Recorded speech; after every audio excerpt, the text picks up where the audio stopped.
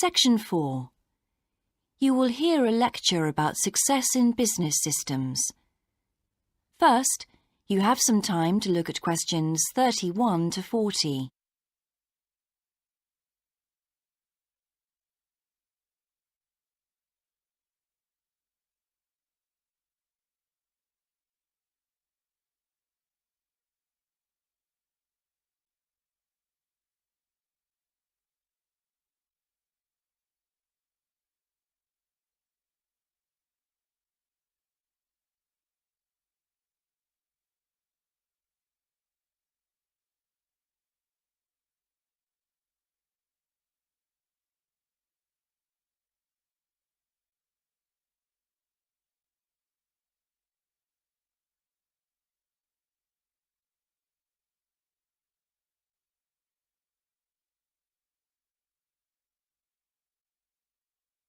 Now listen carefully and answer questions 31 to 40.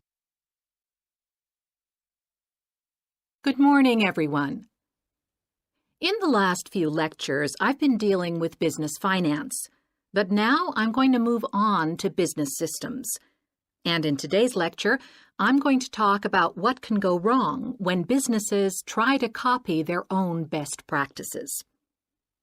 Once a business has successfully introduced a new process, managing a branch bank, say, or selling a new product, the parent organization naturally wants to repeat that success and capture it, if possible, on a bigger scale. The goal, then, is to utilize existing knowledge and not to generate new knowledge. It's a less glamorous activity than pure innovation, but it actually happens more often, as a matter of fact. However, surprisingly, getting things right the second time is not necessarily any simpler than it was the first time. Now, there's been a lot of research into how companies can repeat their previous successes, and it certainly hasn't been confined to the United States. It seems that most large industries are trying to repeat their own successes and manage the knowledge they've acquired. But even so, it has been shown that the overwhelming majority of attempts fail. A host of studies confirm this, covering a wide range of business settings: branch banks, retail stores, real estate agencies, factories, call centers, to name but a few. So why do so few managers get things right the second or third time? Let's consider one reason for failure: placing too much trust in the people who are running the successful operation, the experts, shall we say.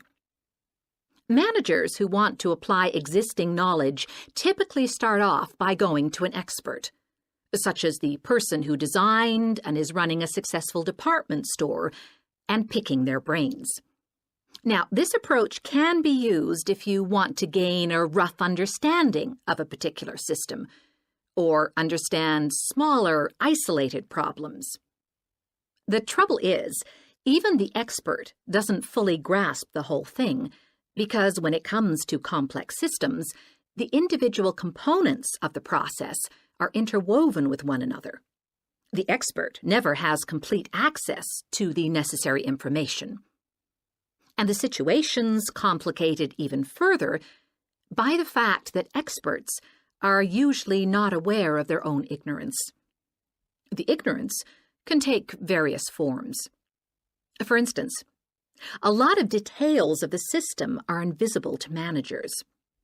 Some may be difficult to describe, learned on the job, and well known by workers, perhaps, but impossible to describe in a way that's helpful. And there are some things that people know or do that they're not even aware of.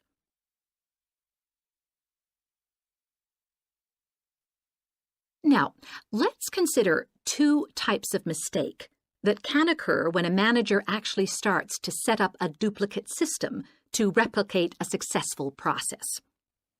Firstly, perhaps he forgets that he was just trying to copy another process and starts trying to improve on it. Another mistake is trying to use the best parts of various different systems in the hope of creating the perfect combination. Unfortunately, attempts like these usually turn out to be misguided and lead to problems. Why? Well, for various reasons. Perhaps there weren't really any advantages after all, because the information wasn't accurate. Or perhaps the business settings weren't really comparable. More typically, the advantages are real enough, but there are also disadvantages that have been overlooked. For example, the modifications might compromise safety in some way. So, what's the solution? Well, I don't intend to suggest that it's easy to get things right the second time. It's not. But the underlying problem has more to do with attitudes than the actual difficulty of the task, and there are ways of getting it right. These involve adjusting attitudes, first of all. Being more realistic and cautious, really. Secondly, they involve exerting strict controls on the organizational and operational systems. And this, in turn, means copying the original as closely as possible. Not merely duplicating the physical characteristics of the factory, but also duplicating the skills that the original employees had.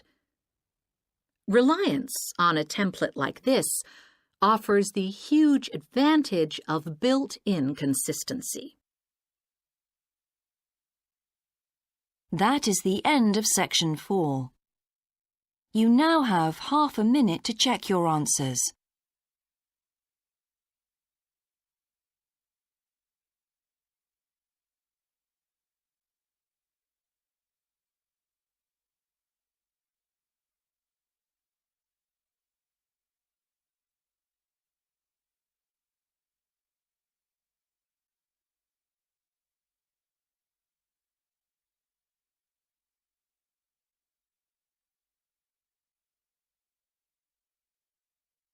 That is the end of the listening test. In the IELTS test, you would now have 10 minutes to transfer your answers to the answer sheet.